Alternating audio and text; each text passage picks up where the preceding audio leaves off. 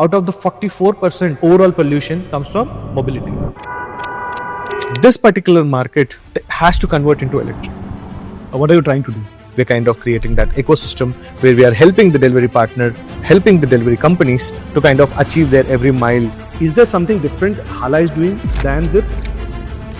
I'm not just being another last mile delivery company. How am I able to create an inclusiveness of the delivery partner into a solution like ours? In next 3 years, what business you are focusing more? So we typically don't want to be a fleet operator. We don't want to be tagged as another EV rental company. We want to be a EV ecosystem player. What is the vision of 2030? How would India look? The future of mobility is actually CASE, which is connected, automated, shared and electric. Tomorrow, if someone says, yes, I'm a proud Hala driver, that impact gives me kick. Generally, what happens, people talk about success a lot. We had like at least 3 to 4 times of zero balances in the accounts. We didn't know how to pay the salaries for the next month. In 2021, 2022, which is growth, my advisor says only one thing: Srikanth, heads above the water. Now, for me to restart that and scale it up is not a big challenge. Talking about scale is easy. If I'm actually executing well, I'll for sure take over all of them.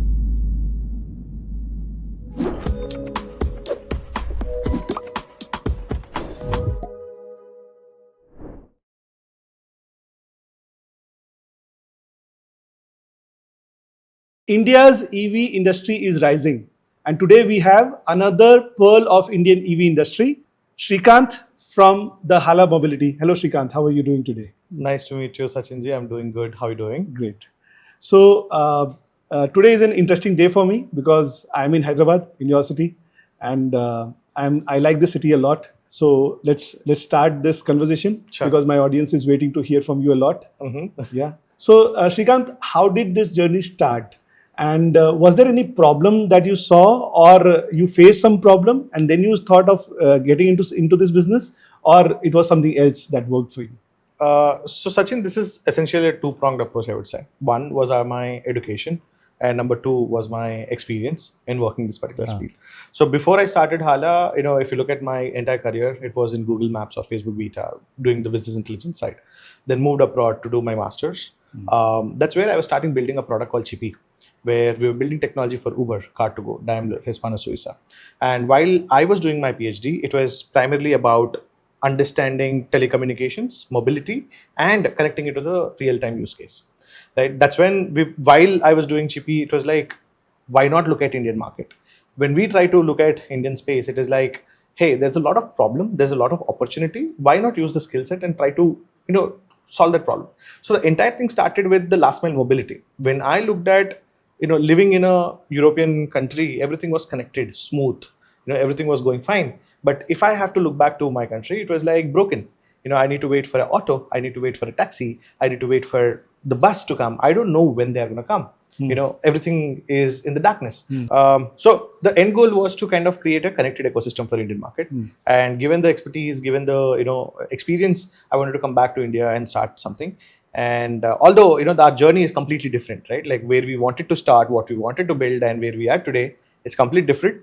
But I think it's a part of a long haul journey that we've taken, and that's the work in progress. And also, the earlier part was a software driven kind of work that you were doing, and later you shifted. This is a completely hardware kind of work. So it was all, again, it's a part hardware because it was all about building IoT, VCU, which is a vehicle control unit or the battery management system, and then connecting it to my software stack, which is purely an aggregator, right? There is company A, company B, company C, and then I'm trying to aggregate all of them together. Example, the kind of software that we built earlier was Sachin wants to travel from point A to point B. Okay. Sachin comes and requests on my platform, says, hey, I want to go to high tech city. I would say, Sachin, walk for 100 meters. There's a bike available. Pick that up, go to the metro, stop that there. And at the metro, you take this metro, drop at your location. And once you get down off your end destination metro, you have another car or bike or taxi waiting for you. So your entire trip is curated by us. Connected on. Yes. And you really don't need to worry about which car am I going to take, which metro am I going to take. Every transaction is there. You don't need to wait in long queues. You really don't need to do multiple transactions. That's the comfort that we're giving. So that was the original idea, or still it continues this way? Continues. It continues in Madrid, and it's continuing in the Europe. But what we wanted to build for Indian market is not that. It is something like a connected ecosystem where you say, hey, this is the place where we want to set up the charging infra. This is the place where we want to kind of distribute the vehicle. This is the area where there's a high distribution network. Example, when we walked into this building, there's a Zepto store. That means around 3 to 5 kilometer radius, we have a lot of vehicles that are required around this place, right? So that's the kind of idea we wanted to bring it for Indian market. But it was too early in 2019 when we wanted to launch it. So we took a long haul, taking the vehicles on our side. We wanted to deploy the vehicles and then showcase it to manufacturers, showcase it to financiers, so that they understand the kind of value we're bringing into the ecosystem, right? Reducing down the NPAs for a financier and increasing the penetration rate for the manufacturers. So it's a good marriage, right? And then now you look at it for a business angle. And now there is a business who is actually wanting vehicles from us. So we have connected the vehicle, manufacturer, financier all together into one system. So that's the bigger vision, what we want to do, like a full stack EV ecosystem. Okay, so lot of things to understand. Okay, so to simplify for the audience, in next 3 years, what business you are focusing more, and how would Hala Mobility's business will be looking like in next coming 3 years? So we typically don't want to be a fleet operator. We don't want to be tagged as another EV rental company. We want to be a EV ecosystem player, where anything related to EV is actually sorted there. Buy a vehicle, rent a vehicle, lease a vehicle, or anything that is needed for a delivery person, right? That's where our target is, and we want to build an ecosystem around it. Like there is an ex-delivery partner, I want to build the entire solution around him. So when we are saying that the complete solution for the delivery partner, and so out of the whatever things you are willing to build, currently what we have already built. All right. So one is our service infrastructure. If you look at it, we work in a hub and spoke model. We have a mother hub and then the child hubs around the city. So we have set up the infrastructure there. And the other side, we have also deployed more than 4,000 two-wheelers in Hyderabad, Bangalore, Chennai, now in Delhi, Gurgaon, Noida sectors as well. So one is the vehicle side, the other one is the infra side, then on the people who are needed to manage this, right? And on top of it, to manage all of this, the analytical layer called CircleOS, it's already built, right? Which now communicates with the vehicle, which communicates with the battery, and which communicates with the entire operation stack. So now there are a couple of more layers that we are planning to add, which would ease our, complete operations, complete refurbishment angle, or, kind of giving a standardization or uplifting of a delivery partner. We're trying to add a couple of products there. So that's the hint I could give. Great. Lovely. So a very interesting thing what you said is when you came to the building and you saw a Zepto store there, and you said that a lot of EV infrastructure is required in and around this area. Yeah. Right. So rather than focusing on a huge area, and when you focus down on a small area, that solves the problem for specific. It becomes easy for any business to grow and survive. So what is your point on that? Right. So my point echoes with you. You can't get super distributed across the cities and say, hey, where is my customer, right? Your customer is actually beside you, right? Like if I have to look at the customer that we serve, it's a last mile delivery segment. It can be Zepto, Zomato, Blinkit, Amazon, anyone as such. Everyone has got its own epicenter where the orders actually go through. Now, in the neighborhood we are living, there are almost 18 such stores just around us from the location where we are. Now, for me, it's very much evident that each of the store would at least need a 50 to 60 member manpower. Right now, if you look at it, it's anywhere around a good 1,000-1,200 number of people. So my solution has to be built around this space. My captive utilization has to be built around this space. Rather, if I go somewhere in the center and place my store, doesn't create the utilization, because we are in a business where the North Star metric is uptime. The North Star metric is also utilization. So these are the two key metrics. To kind of increase, to kind of achieve this metric, it's only we go very specific. You have to attack the epicenter, kind of increase the utilization, kind of create the capacity. Then kind of you spread thin. Then you can go into the food delivery, ride hailing, any such segment. Great. So rather than developing product first and then finding a customer, so you are focusing first on the customer, yes, and then making a product according to their need. Right, because at the end of the day, the kind of environment we are in, it's evolving aggressively, rapidly, right? And the customer needs, customer demands, and the environment we are working is evolving. So we cannot say one product fits for all. Earlier our notion was like, hey, we need to have a product that runs for 3 years. And then we come back after running the operation, saying that, hey, no, you actually don't need a performance-driven vehicle. You actually need a utilitarian vehicle. For a utilitarian vehicle, again, when I say utilitarian, which is like, I want to do a delivery, it's enough. I don't need an Ather, which is very smart, connected. I really don't need that kind of a vehicle in my segment, right? So we came back to a point that we want only a utilitarian vehicle. Then now this utilitarian vehicle, it also needs a smart charging. Like, it can be swapping, it can be a rapid charging element. So how do I kind of build that? Now, each vehicle will be suiting to the infrastructure that is set up. Else, it again going to be a chicken and egg problem. Yeah. You don't have infra, you don't have a vehicle. So that's where, I kind of look at solving the customer needs first, and then try to slowly, because one by one there is an end point and some point, and there is this particular product that needs to be given to the customer who actually wholeheartedly accepts it. Till then, whatever is there, Indians, we are built as such, where we try to do jugaad as much possible, try to solve the problem first, and then get attacked. I completely agree with this thing, because I come from a thought wherein I used to drive a Honda Activa earlier. Before that, I used to drive a Bajaj Bravo maybe.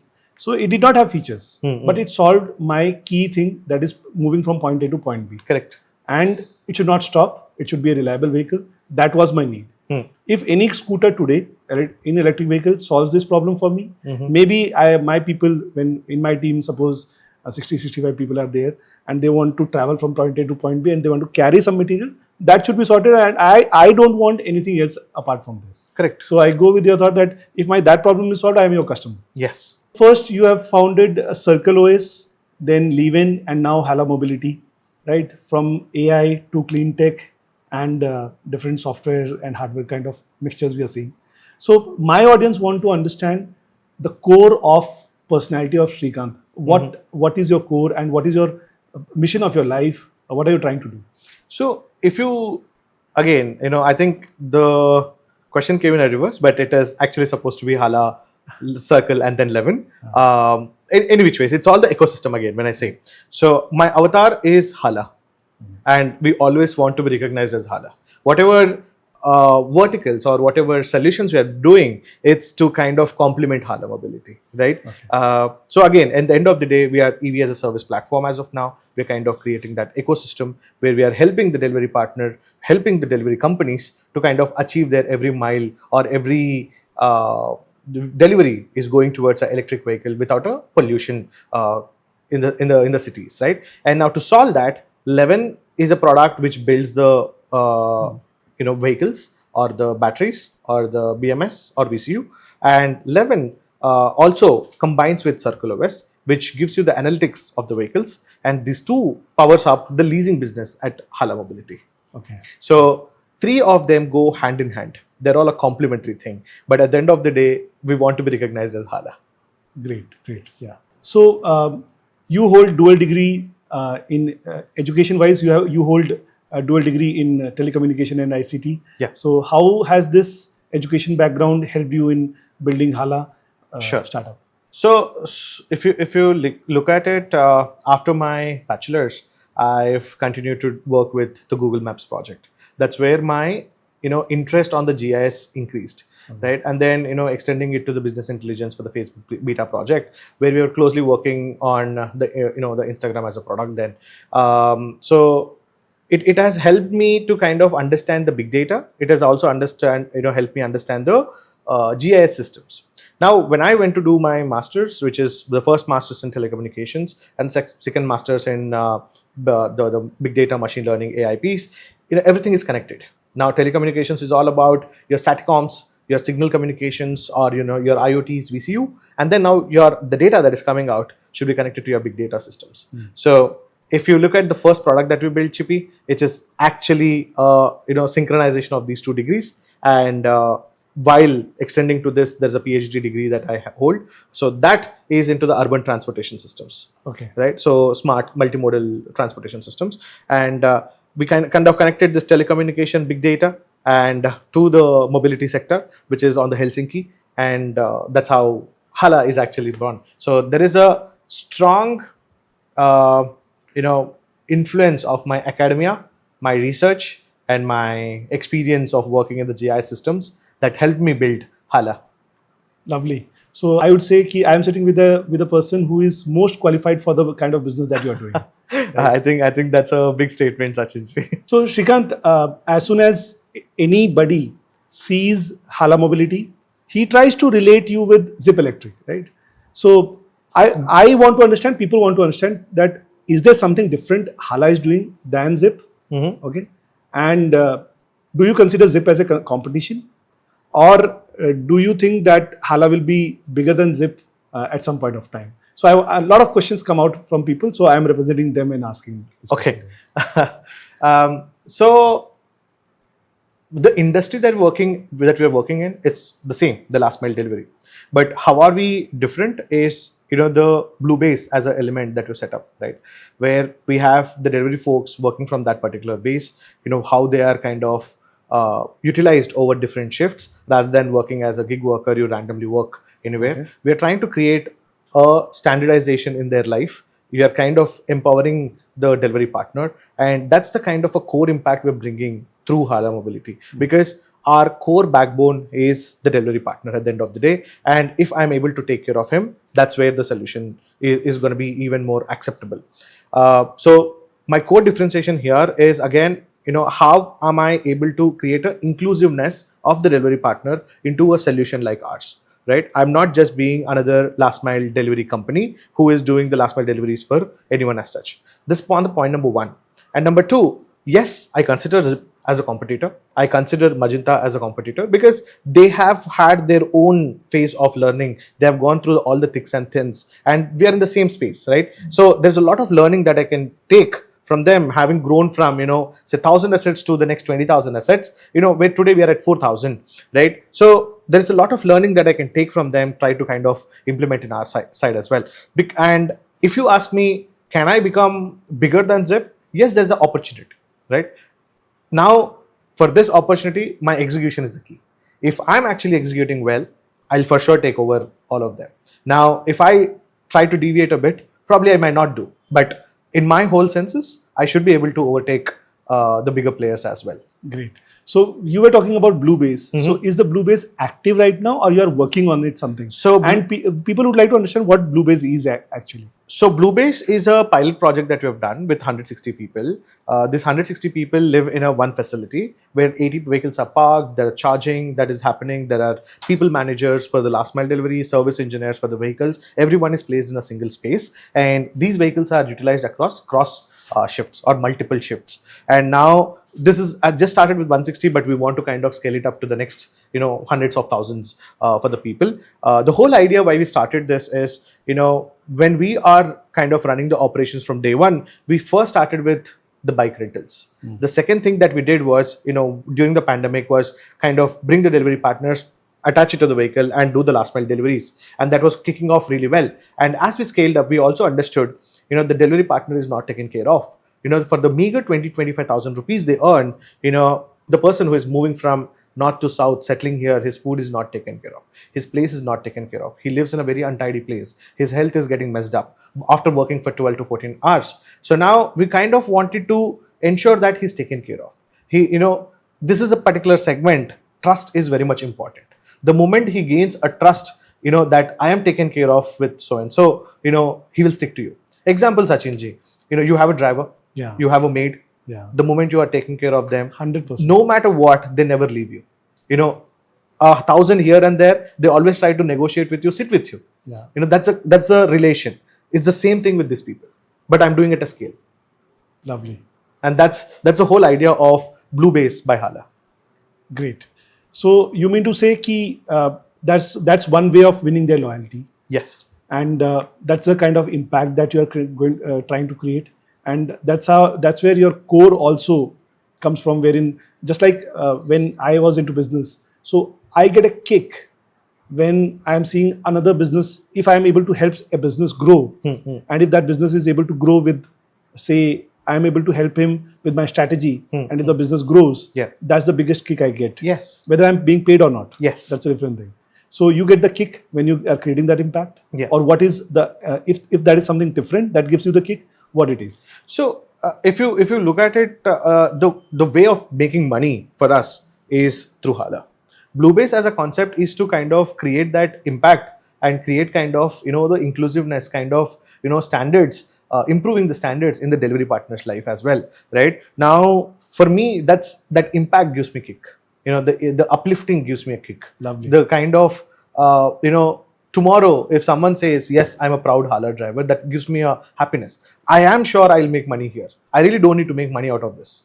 If he's taken care, if this particular business makes money, that's the end. So what I have heard is usually these delivery partners work for around 18 months time, and that's a short gist of their career. They don't work for a very long time, because driving on a two-wheeler for say 12 hours a day, 16 hours a day, and they do it for a short gist of time, but not as a career for a longer time. Correct. But the way, if you are able to take care in the way you are trying to do, or you are doing it, so I think that 18 months may be a bit higher. So yes, if you look at it, our cohort, a user who is, or a driver who is on my platform is, say, 6 to 10% of the total number of people. Example, I hire 1,000 people in the month of January. 6 to 10% of the people are what left after 12 months of time. So 94% or 90% are left out. They're already churned out. Now, in this, every month-on-month average, even if you take, after 3 months, 90% of the customers are gone, and then after the next 6 months, the rest of the 3-4% slowly fades out. So the point I'm trying to make here is to kind of reduce down this churn. This particular product is even more helpful. Yeah. Right. And just now, the question before this was, there is an impact element, right? Yes, carrying to that impact element, I'm obviously making the other money there, because I'm not spending money on rehiring people. Yes. The person is sticking to me. I'm not spending money on hiring person. I'm only ensuring that money is spent on retaining of the driver. Makes sense completely. Yeah. So Srikanth, when I started this podcast, my core thing that I wanted to put up was that our Prime Minister, Shri Narendra Modi, have put a vision that 30% or say 40% of vehicles must be electric. Yes. Right. And so the target was for 2030.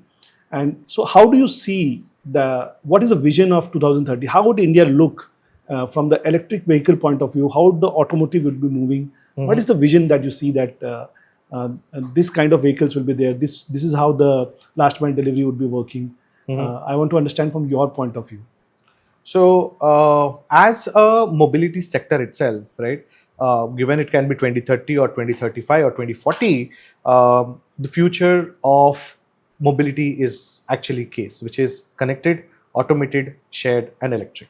Right now, how the industry is evolving in the last mile delivery space now is going to be purely into electric.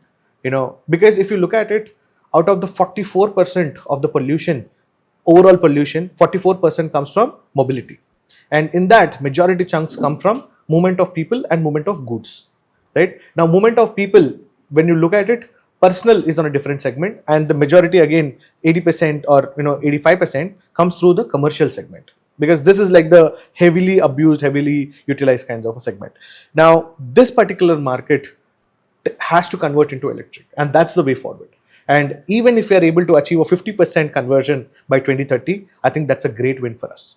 And I'm sure every partner, every business, every vendor that we're connected with, the switch is already happening and the pace is increasing. And probably this may not be attributed directly to the number of sales of vehicles as such, but there are multiple scenarios where we are cross-utilizing an asset, and where multiple scenarios where we are trying to, when I say cross-utilization, morning I run with one business, evening I run with other business, the same asset is being used. So that's when I'm trying to say the shift is towards electric, and the way forward is going to be a fully connected, shared electric mobility space. So Srikanth, as I was talking to you, that when I started this podcast, my main intention was to record the work of the founders who are really doing the work that is required to realize that vision, right?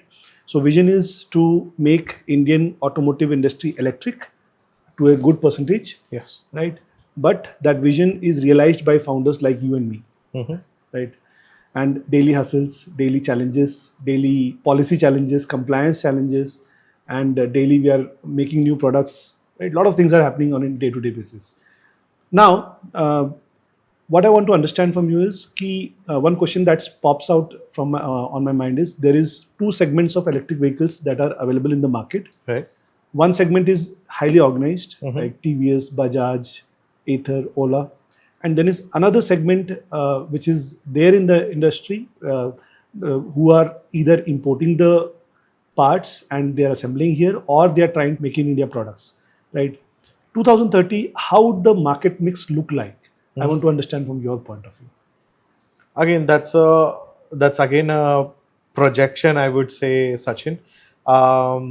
Most of things may turn to be make in India localized products, but at the same time, because the market itself is super competitive at this point of time, the pricing will become a constraint, and that will be a connecting point, right? Like again, when we are looking at the performance driven vehicles, yes, Aethers, Olas, Bajajas are already there, and but when you're looking at the last mile delivery space, we are only looking at a utilitarian vehicle. We really don't need a performance driven vehicle. As you mentioned, humko ye kaam ho gaya, then that's more than enough. Yes. So for that particular piece, when I'm running in a business, in a highly competitive thin margin business, then for me the price of acquisition of that particular asset has to be a little cheaper, and that's I at least come with the same, with this kind of a mindset, with this point of view, with the 4.5 years of learning in Indian market. So the pricing dynamic will play a lot of crucial role as we move forward, and probably even though it's an import or any such,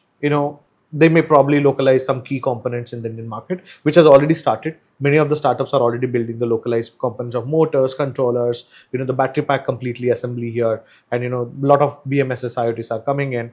The rest of the cablings and everything can happen. So from imports, it can become a house of production within ourselves by 2030, in the next 5-10 years. Okay. And also the differentiation still stays. Like this products which are on the top will stay on the top. The products which are on the bottom will still remain the bottom, because that is every particular side needs these two. I hope I answered. Yeah. So can I understand this way that the consumer market, the user, suppose there's a teacher or there is a person who goes for a job for himself, and that market, consumer market, will be dominated by the bigger brands, Right. and the last mile delivery market will be driven by the another segment of the Yes, industry. for sure. Shall I say? For sure. Now one more mix that I want to understand is ki there are two-wheelers in the market, wherein Activa kind of vehicles that we are seeing. There are bikes in the market. Now new segments are that we have started seeing. There are pods in the market that we are seeing. I don't hesitate to name it. Zen Mobility is doing great work, and because large size orders of Zomato, Blinkit, these are being delivered from there. Correct. So from Hala's point of view, will we see only two-wheelers, or are you already doing some other vehicles? How would your fleet look like over a period of time? Right. So just because the name was mentioned, in fact, we're closely working with Zen Mobility. We are closely working with other trike manufacturers.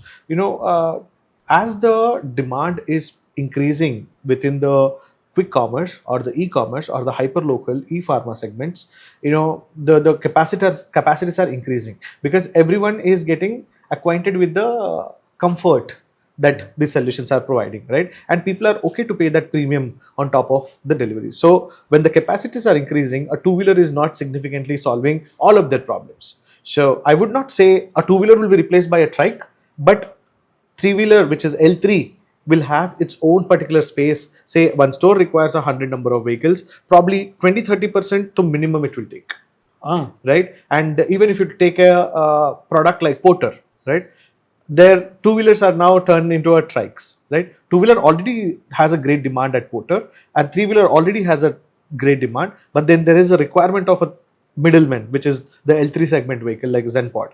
So we are seeing that demand, and this particular product is pretty much needed. If you look at it, if you go back, why it is very much important is average delivery partner runs for 120 kilometers a day.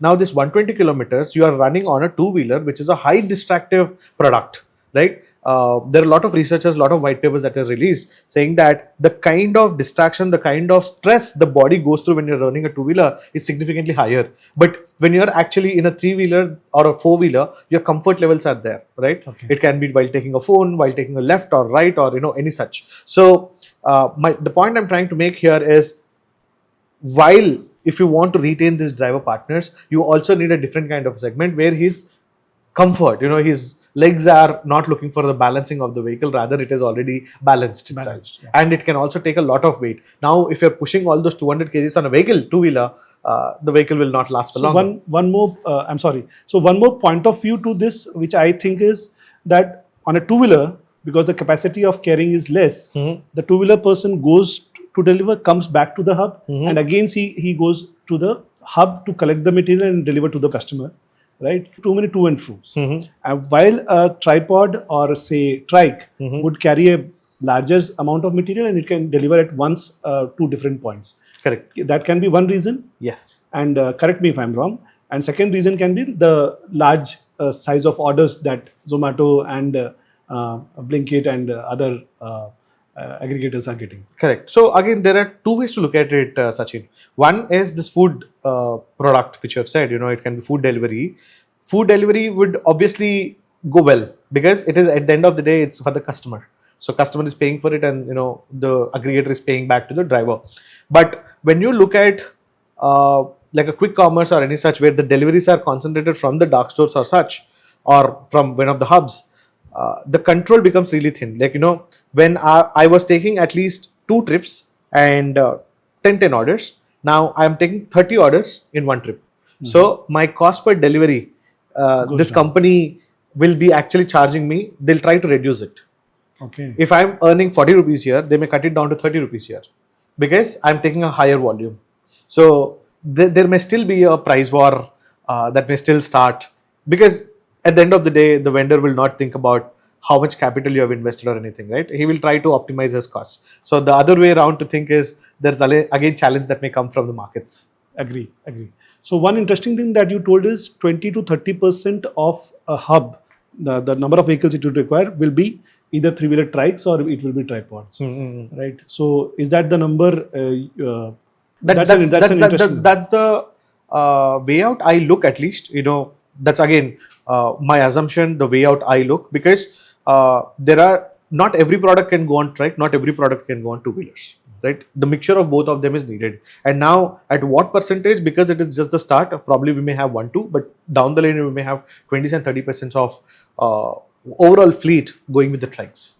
Great. So coming to the operations side of your business, I would like to understand, my audience would like to understand, talking about scale is easy, but operations wise, it is really a challenge. Today, 3,628 vehicles you have already deployed, doing around 42,000 deliveries each day. And I think it's so much to look at, so much to control, right? So what are the general day-to-day hurdles that you face and how are you solving it?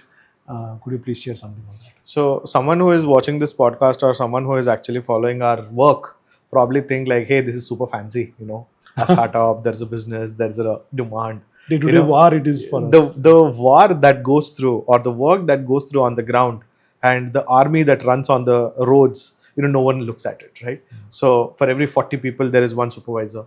For every 80 people, there is another lead, and for every vehicle, every 50 vehicles, there's a service person that needs to be set up. And for this service engineer, there needs to be a place where he parks all his inventory and stuff. And the inventory that comes from the mother hub, which is already regularly fueling, that's a lot of challenge. It is a game of distribution, game of operations, game of the serviceability, and the game of the HR thing, which is hiring more people every day in, day out, game of marketing, ensuring that the product is always visible to the thing.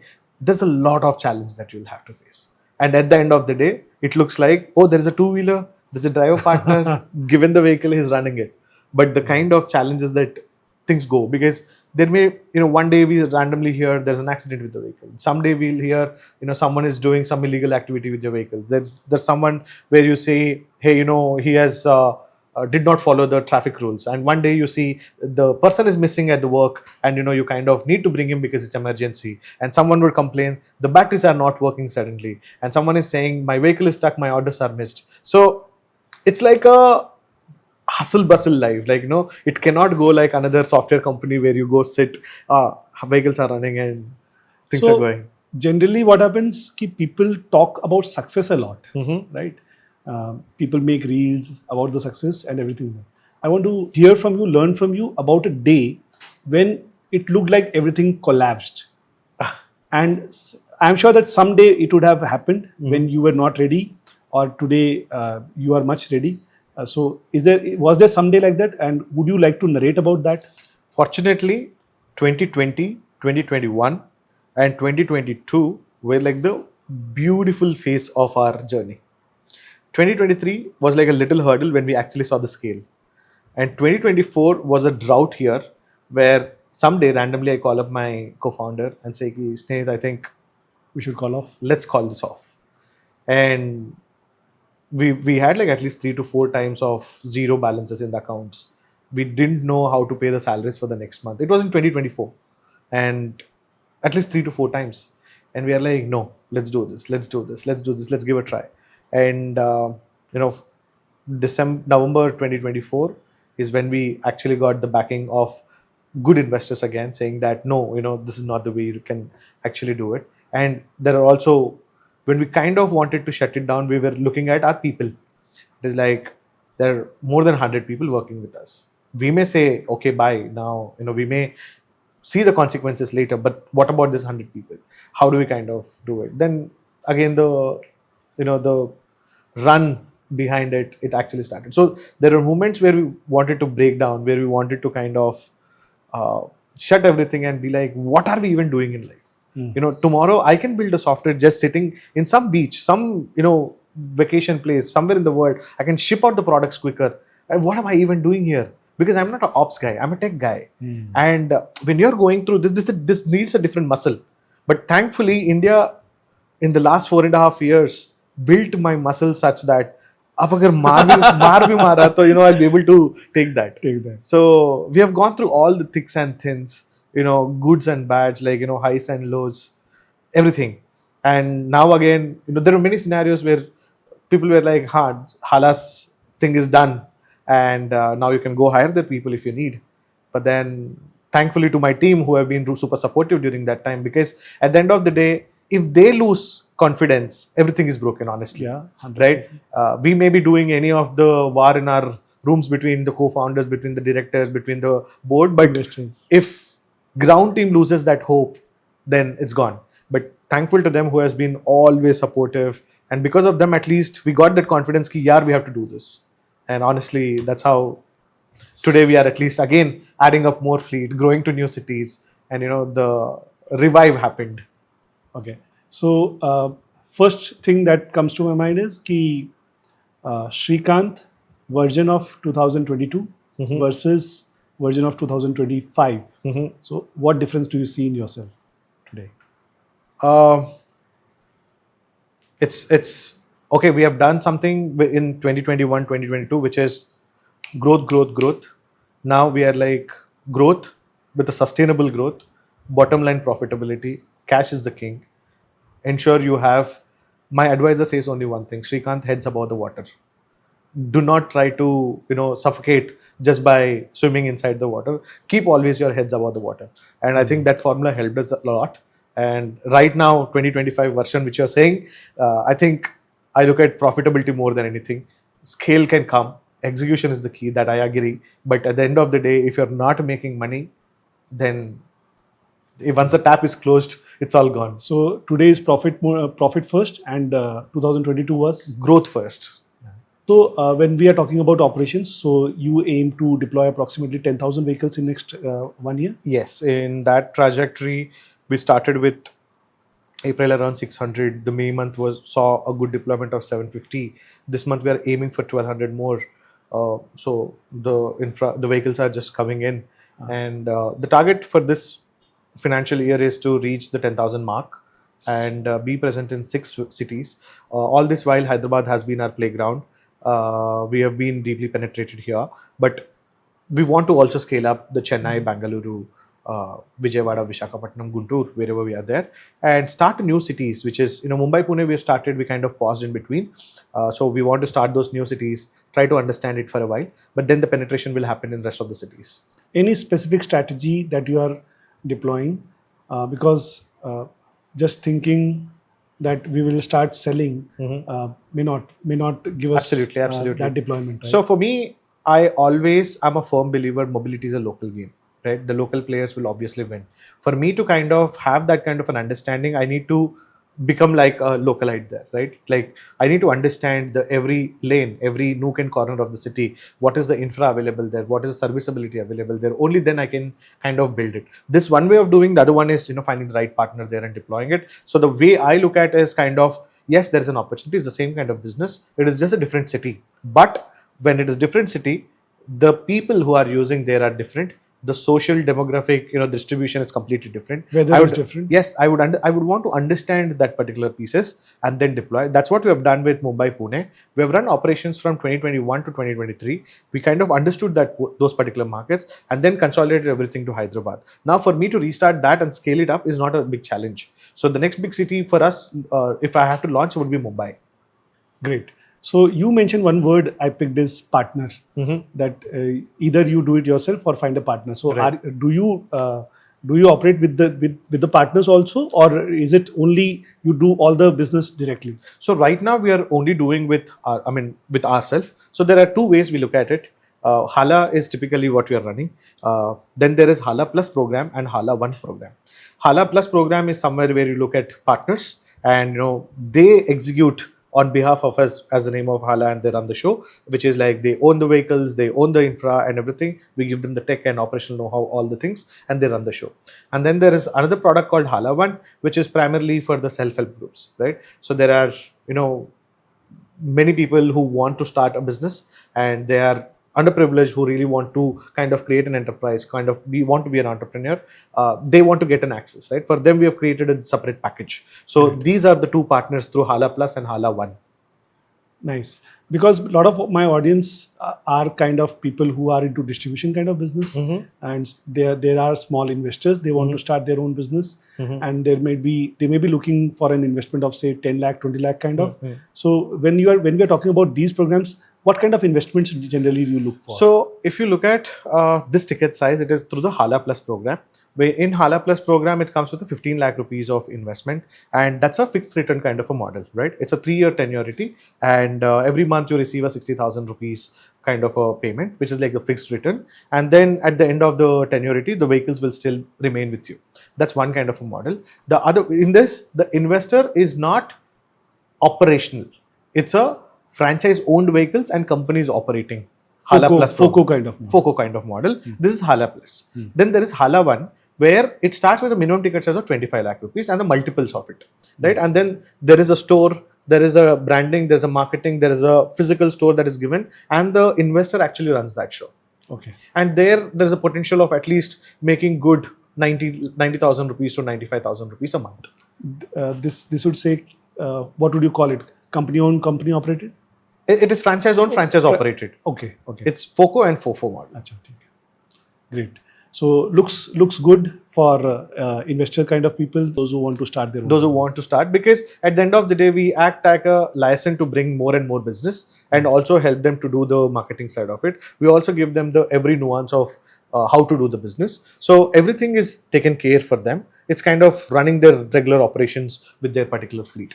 So they can do the vehicle rentals, they can do the service of the vehicle, they can do the swapping of the vehicle, and any additional inventory that is needed, we can still purchase from them. So that's how the Hala One program works. Great.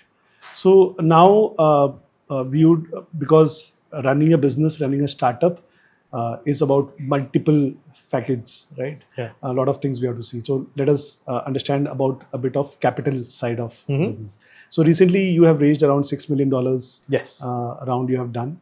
So how this amount you are thinking of deploying, or you might have deployed this capital, and first question is this: Ki, how are you thinking of deploying this? So this particular fund that we have raised is a combination of equity, debt, and the op lease piece, where the vehicles were coming directly into us as an investment. So that's how we kind of structured that deal. And obviously, the money started working from the month of March, and we are seeing that deployment also going through. The target with that capital was to deploy the 10,000 number of vehicles, achieve that 100 crore rupees ARR. 100 crore revenue, and we are on the trajectory. I'm 100% sure we should be able to reach by the March 2026. And moving forward as well, we are in active conversations for the next $10 million fund, which is going to be a Series A round, and that's going to be pure equity. Lovely. And hopefully, we are expecting the round should be closed within this financial year. Nice. So when we talk about the equity and debt structure that you do, so you hold a good percentage of equity in your company. Yeah. So how does it help you to take decisions? Sometimes when a founder holds a lower percentage of equity, so his say in the business is also less, and sometimes it affects the decision making part. Right? So how does it help when you are holding a major part of the equity? I think I've been fortunate to have investors where they do not intervene in my regular day-to-day business, right? Business operations side of it, the decision making is always left with me. And anything related to key decision making, it's democracy at the end of the day. We kind of sit down, we discuss, we kind of take everyone's point of view. Because if you look at me, I will always think about the business in the poodle that I'm in. Yeah. They come with a third person point of view. So everything has got its pros and cons, but it's about us on how and what kind of investor are we choosing to come on board. Are they supportive? Are they constructive? Are they kind of giving you a giving you a hand to kind of take it little forward, right? So that way I'm thankful where I have investors who are only looking at reviews, having like a key decision in making, which can be a big shift in the complete business. But if you have to look at the regular operations, I don't think there is any challenge for me. And having more percentage or not having percentage again is a key decision of the founders. It helps me have the majority stakes in the company. But I think I would tend to keep this kind of percentage with me. At the end of the day, there's a blood, sweat going into the business from our side. And as investors, we always tend to give them the best return that is possible from our side with our best efforts. Yes, I agree. Okay. So Srikanth, your background has been AI, tech, right? So I want to, because I come from my basics come from a traditional business background, and then we have come to battery business of lithium batteries. We have started manufacturing. So I want to understand, is AI really helping you to improve in your operations, increase the productivity of the vehicles, and you're working on reusing of the vehicles in some way? Correct. So I would like to understand that how it is helping. So again, that has got its own value add to the entire business, honestly. One is every vehicle that is running will be coming on a lease or a finance or any such type. And after that is when we are actually going to realize our profits. So in our use case, the generative AI, whatever we have put, or the smallest ML algorithms that we have added, that is able to give us the total life of a asset. Okay. The total cost of ownership, the total lifetime value, and what is the kind of servicing that this particular asset has gone through. And it can take the parameters of driving and the servicing and utilization side of the customer. It has helped us a lot in our first journey, which is 2024, which we have seen the first life cycle of Hala. After the 3-year cycle, when the vehicle comes to the ground, you kind of need to re-push into the market, right? And that's where this data has been super helpful. At the same time, if you look at the day-to-day side of it, because these batteries are being used on a super aggressive usage, right? 100, 120 kilometers a day, it's like a 3,000 run easily. And sometimes charging it for second time, third time. Correct. So now your batteries are actually pumping a lot of energy, taking a lot of charge. So there might be issues of imbalance or any such. Now, if there is an imbalance issue, I should know which can be fixed at my facility itself with smaller machinery. So to get those kind of nuances, our data that is coming from the batteries is also very much crucial. So that I understand the temperatures, voltages, balance issues, and then instead of sending it back to a manufacturer who is based in Delhi, Noida, it at least takes 20-25 days for me to come back.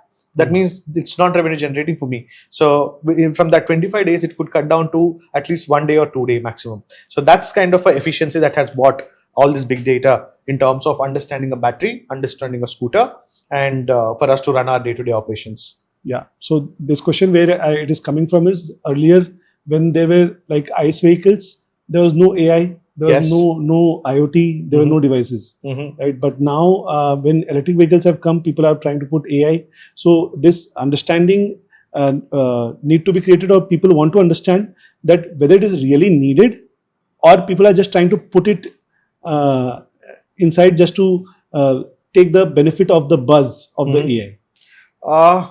Again, it's a very specific kind of a use case. It is not something that is useful for everyone, right? Again, if you really want to have like a visibility control and kind of have a utility of your vehicle, for me, because I need to know how many number of kilometers, how much utilization happened in a day, what was the uptime, what kind of customers are using and everything. I need to know nuances of the vehicle. So the big data is coming. But from this big data, how am I actually extracting a lot of nuances, right? If tomorrow a customer says my battery is deep discharge and the manufacturer says, hey, your battery is out of warranty because it is deep discharge, which we are probably seeing on the ground as well. Yeah. So how does a customer tackle the situation? It is a situation where customers should be aware what happened with this vehicle, right? After paying ₹1.5 lakh, I'm not getting any such visibility on this particular asset, or I'm buying a 30-40 lakh rupees asset. I don't have visibility where the battery is degrading and what was the issue, but I just have to listen to a manufacturer. Then that's a challenge. So I think even on a customer side, there's a great use case. Again, is it really needed, not really needed? It's on the one's personal choice. So what, from your conversation, what I am able to understand is right now you are focusing on deploying around like 10,000 vehicles, and gradually this will move to lakhs. Yeah. Putting whatever number of manpower you put, the kind of data points we are seeing, battery problems or warranty being finished, warranty management itself is a big thing that needs to be managed. Then drivers, driving habits, whether a person is driving correctly or not, right? Whether overload is being done or not. So there are a lot of data points need to be checked. If these data points are being monitored, then you will get a higher operational efficiency. Perfect. And this is not a high margin business. What you are doing. When you are doing a low margin business, where we cannot deploy manpower also, right? So when we are not deploying high number of manpower, then AI will be very highly usable. Yes. And a person who is sitting at the city level, right, or at a hub level, and I'm on the go. I want to have a understanding. Example, I got an alert today saying from one team member saying that, hey, this particular vehicle is not missing and I'm not able to trace it out, but you're driving. You can just have a conversation and get that information. Those are the kind of use cases to make your life easy. On the go, you are able to interact with the system, get that information, and pass it on to the respective teams. Yes. So someone like you who is sitting on the top, you want to understand, hey, this particular complaint escalated to me directly from a customer. Now I want to understand the truth of this. So you try to dig deep into it. Instead of spending your half an hour, 1 hour of time, you're actually interacting with the system with a query. Yes. Just with the voice or most of the things happen automatically rather than without any intervention of Correct. Okay, great. And when I'm talking to you, I come from a battery background, so what kind of changes in the batteries you are seeing over a period of next 4-5 years? Today, last 3-4 years were led by NMC majorly. We have seen a transition to LFP now, and gradually a lot of changes are happening. Not particularly to the chemistry of the cells we are talking about, but how do you see a battery? What kind of features you are looking for? What kind of problems you are facing? What kind of behavior you are expecting from a battery over a period of next 3-4 years? Sure. So the lookout would be, the primary concern will comes on the safety, right? Which are irrespective of the chemistry, how far this battery is safer. Number two, when it comes down, once this particular problem is solved, it's all about what is the life of this battery that I can achieve, irrespective. Because again, low margin business, I need to kind of see the longevity of the product itself. The battery technology itself has taken a lot of shift, right? From lead acid to NMC, NMP to LFP, LFP to LMFP, LMFP to LTO, LTO to hydrogen cell to solid state to something else. sodium ion. So, So many number of shifts, so much use cases, but then again, a lot of lessons learned during this entire transition, right? Every particular use case has got its own thing. Like today I'm talking about a two-wheeler has got a real estate issue. In real estate issue, which is how much battery can you fix inside the vehicle? If it was lithium ion, I could have fixed a good amount of battery pack, but then this good amount of battery pack is not really safer in most of the senses because of the conditions of Indian environment.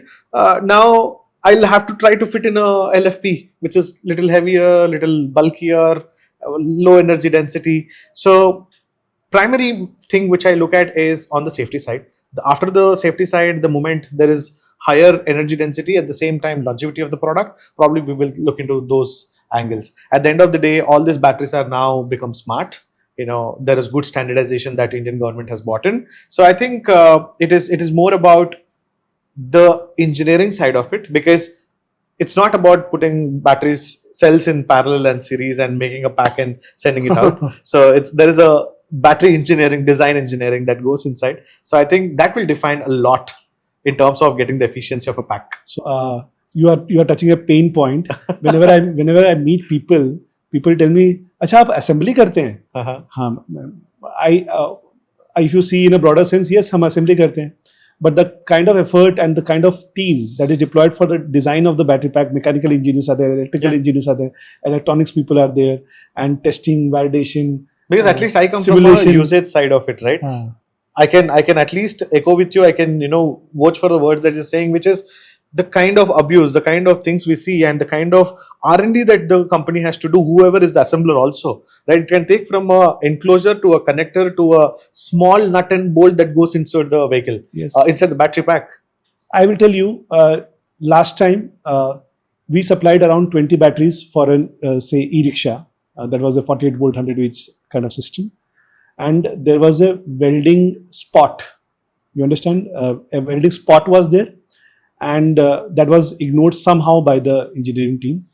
And the whole 20 batteries, we had to replace the batteries because of that mistake.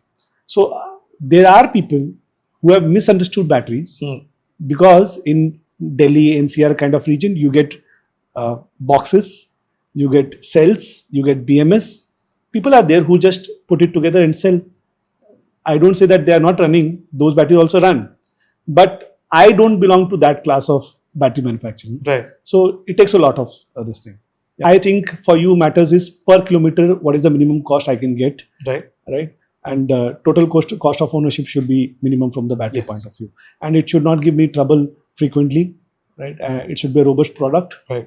Low failure rates. Yes. Right? Next point comes is when you are talking about vehicles, because currently you are not manufacturing any vehicles. Yeah. Although you have a plan to get into manufacturing of vehicles also. So today, if any manufacturer comes and tells you, ki, I want to supply some vehicles to you, what do you look in that manufacturer or in the vehicle that you say ki, yaar ye pasand aaya, 10,000 vehicles ka deal karte hain. So what is that? It is, again, it boils in the vehicle side. There are hardly few components, right?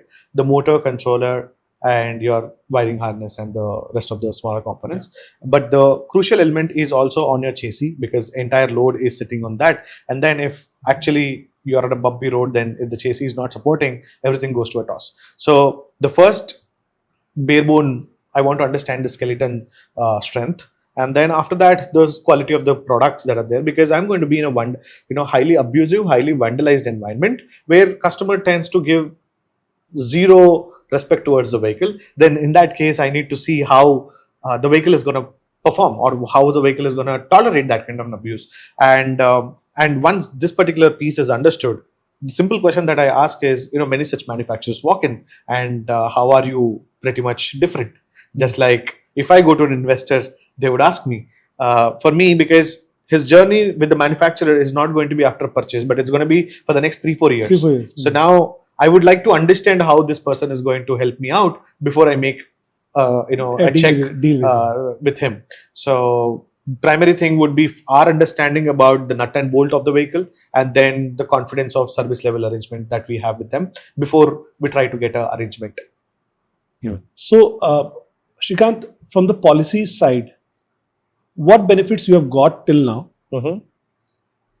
so that if any founder is watching this and if he has not taken that benefit, he should be able to take those benefits. So anything that you have taken? In fact, the FAME subsidy has helped us pretty much in reducing down the cost of the vehicle, the cost of the battery pack itself, and further, it boils down to your operational certifications, operational licenses to kind of. Example, I go to Karnataka state, there's a rental licensing. In Telangana state, there's a different rental licensing. At least in Telangana state, we have after a lot of discussion with the state, there's a single window clearance system for a fleet like ours, because there are 200, 300 vehicles that we bring in a batch, 320 minimum. And now this 320, if I have to move to an RTA to bring it back, there's a logistical expense. There's a single window clearance that has been made here. So that has helped us to kind of efficiently get the certifications, registrations, bring the vehicle on the road rather than incurring a lot of logistical cost. And the capital wise, it is all through the FAME subsidies that we used to get. And now there is also a potential discussion going with the governments of Telangana, where we're trying to see how we can get the real estate at a cheaper cost for us to set up the right infrastructure. It can be the parking, charging, servicing network, because in Hyderabad alone we'll need at least 120 such locations. Each of this location will at least need 4 or 5 stations which can host to cater every customer at 3 to 5 kilometer radius. So for me to go to that depth, the government support is pretty much needed. It can be the planning, the electricity boards, or the city council. Everyone has to come in hand to hand, and for us they have been super forefront. So we are not expecting any capital kind of a side from the government, as long as they are helping us out with the infrastructural side, because it's an infra game at the end of the day. So now, if there is some kind of push they're giving, which is in this way, I'm sure that helps any founder, any entrepreneur to kind of fasten up his journey super quick. Yeah, obviously, if government support is there, any business would thrive for sure. Yeah. Now coming to the point that what kind of challenges you have faced from the policy point of view, we can say, or compliance point of view. What are the biggest challenges you have faced? Again, before all this, everything everything takes time, and as a new age startup, time is of essence, right? Like how fast you execute things, how better you are able to go into the market. That's what something matters. So challenges were on the communication, the things would take a little slower, not little slower, a lot slower. This has been the regular complaint that I give to the representatives here, the officials of the state also. We need to fasten up the things. So that is one area that I see. And then many people are not aware whom to reach out to for what particular thing, right? So that open information is something that is really needed for everyone to get the access. Particularly, every official there is open to kind of receive, understand, hear us, and kind of help us out, right? But to get that kind of an access, there needs to be one sort of portal where the visibility is there for everyone. And I think someone who is already having a access is either privileged, or someone who is not having an access, either he doesn't have a network. So that whole bridge has to be gapped. The new age incubators, new age, the accelerators should also facilitate this kind of things, where they kind of give a medium to the startups who are budding in this particular space. And also what I feel is key, when government is making law, sometimes, I'm not saying it happens, but sometimes it may happen that they are making laws for end consumer, where a user is completely different, and the fleet operations usage is completely different. Absolutely. Right. And the laws need to be framed completely different for this. Correct. Battery swapping need to have its own different law. Right. So have you got some benefits from the fleet operating point of view? As a true fleet operator, honestly, nothing, right? Because as you rightly mentioned, every policy is made for a retail consumer, but the biggest deployment or biggest penetration is happening through the fleet operators. Lovely. But then the fleet operators are not given that kind of a benefit that is needed, or we are overlooked by the... Rather, you are compelled to, fleet operators are being compelled to change from ICE to EV. Yes. And rather than subsidizing or giving some benefits to convert, it's being said that you have to convert. I have to convert. And I have to convert without any benefit, while the other customer gets the benefit, but he's not accepting it. So that's the dilemma of Yeah. Yes, yeah. So now, Srikanth, Zomato jumping into the business, right, into the industry. Already a huge database it has. Yeah.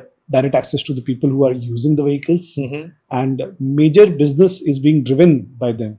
How do you see this as an event in the fleet operations business? I mean, it's a great move. It's a potential threat for us as well. But at the same time, we need to understand both do not go hand in hand. They're two different businesses. Yeah.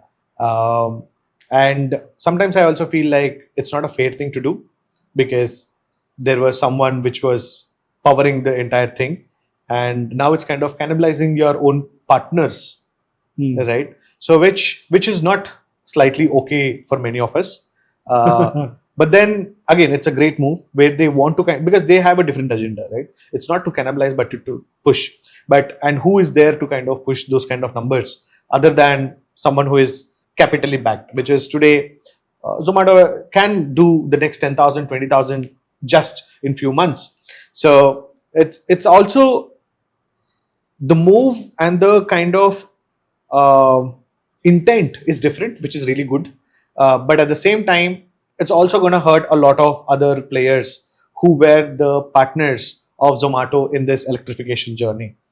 Having said that, it could have been taken in a different way, but we're always open for conversation and try to lend a hand in any such. But openly, those are two different businesses. Yeah. It's only time which will decide, or time which will tell people how it is different, why it is different, and how this will not make more sense. Navigation, how this is being navigated, delivering food versus maintaining a vehicle, running it on the road, having the right infra, having the right partner, servicing those vehicles. There's a mandate you're gonna you're gonna charge that this particular vehicle has to be used only for Zomato, right? Now, what if it's not there? So there are a lot of questions that needs to be answered. So for them, it is like backward integration kind of. Yep. Yeah. And specialization is specialization, and I see that the market is so huge. Yeah. That it's just a part of this journey. Absolutely. If you look at any of the Western countries also, right, like the names of Talabat, like the names of Glovo, like the names of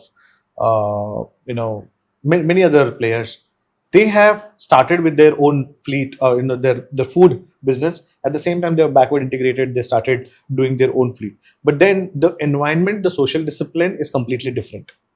So that plays a very crucial role here. So that's a make or break kind of an event for us. But again, if you try to compare it, it's a very good kind of but obvious move, right? Just like a manufacturer who is deeply penetrated, having a financial wing is very much essential. It's not that, I've already had a couple of other bankers, I should not start finance wing. So it's but obvious transition that someone has to go. But again, there are certain nuances that we need to deeply. Competition is something that it will always keep us on a front foot. Right. So, Srikanth, you are in the EV ecosystem. You are an important part of EV industry today. You keep seeing a lot of problems. Some problems you might feel that not today, maybe tomorrow, I will be solving these 3 problems of the EV industry. So, what are those 3 problems? First, I would like to understand. So, again, when we look at our EV ecosystem, it is comprised of the charging, swapping, battery, and the vehicle, right? And at the 5th one is the service side of it.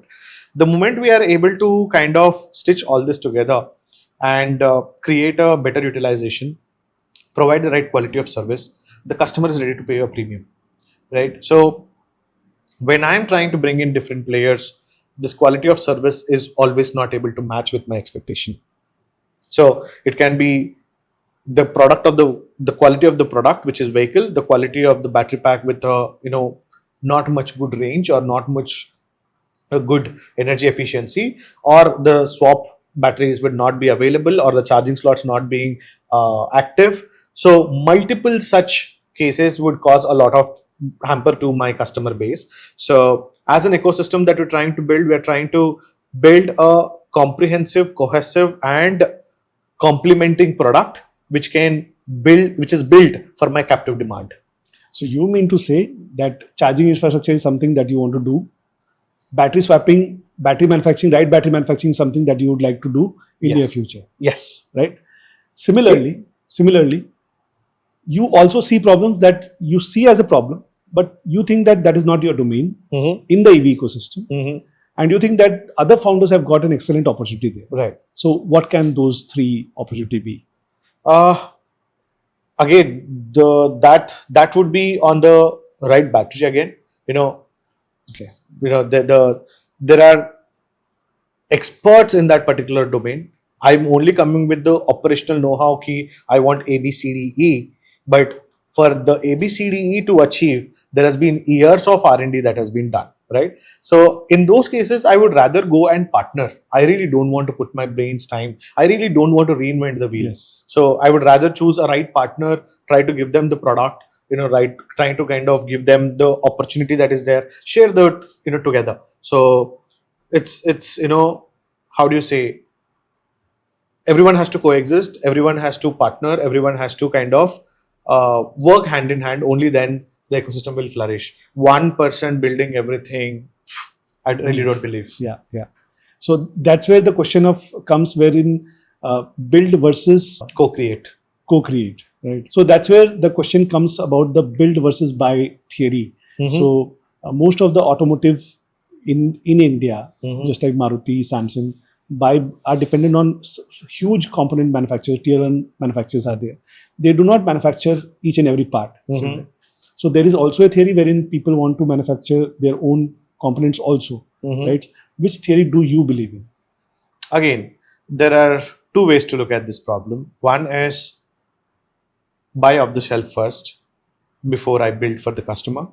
There are already excellent product manufacturers who are already there.